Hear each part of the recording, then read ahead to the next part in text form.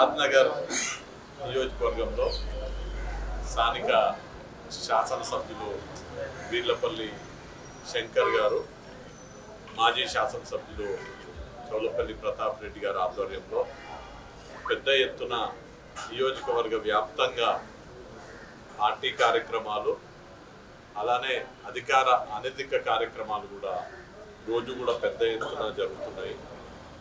తెలంగాణ రాష్ట్రంలో రేవంత్ రెడ్డి గారి నేతృత్వంలో కాంగ్రెస్ ప్రభుత్వం ఏర్పడిన తర్వాత ఆ ప్రభుత్వం కాంగ్రెస్ ప్రభుత్వం కాదు, ప్రజాప్రభుత్వం అన్నట్టుగా పాలన కొనసాగుతుంది.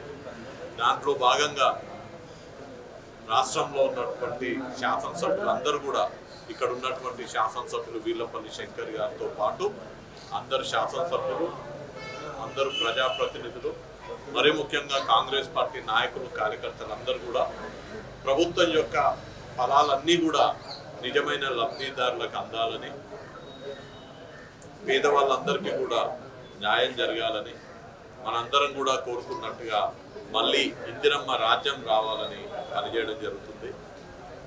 రాష్ట్రంలో తెలంగాణలో కాంగ్రెస్ ప్రభుత్వం ఏర్పాటు అవ్వడం జరిగింది. అలానే ఇప్పుడు రానున్న లోక్సభ ఎన్నికల్లో కూడా కాంగ్రెస్ పార్టీకి రాష్ట్రం నుంచి అత్యధిక స్థానాలు సాధించి పెట్టాలనే కృతనిశ్చయంతో శాసనసభ్యులందరూ, పార్టీ నాయకులందరూ కూడా పకడ్బందీ వ్యూహంతో ముందుకెళ్లడం జరుగుతుంది. దాంట్లో భాగంగా ఇవాళ షాద్నగర్ నియోజకవర్గంలో పెద్ద ఎత్తున కార్యకర్తల సన్నాహక సమావేశం ఏర్పాటు చేయడం జరిగింది. షాద్నగర్ నియోజకవర్గంలో ఉన్నటువంటి అన్ని మండలాల నుంచి, అన్ని గ్రామాల నుంచి, అన్ని పల్లెల నుంచి, అన్ని తండాల నుంచి పెద్ద ఎత్తున కార్యకర్తలందరూ కూడా తరలి రావడం జరుగుతుంది. ఈ కార్యక్రమం ప్రారంభించుకునే ముందు షాద్నగర్లో ఉన్నటువంటి అత్యంత విశిష్ట కలిగినటువంటి, ప్రసిద్ధిగాంచినటువంటి ఈ వెంకటేశ్వర దేవాలయంలో మేమందరం కూడా ప్రత్యేక ప్రార్థనలు చేసి, పూజలు చేసి, వెంకటేశ్వర స్వామి ఆశీర్వాదం తీసుకొని పార్టీ కార్యక్రమాలకి సన్నద్ధం అవ్వడం జరుగుతుంది.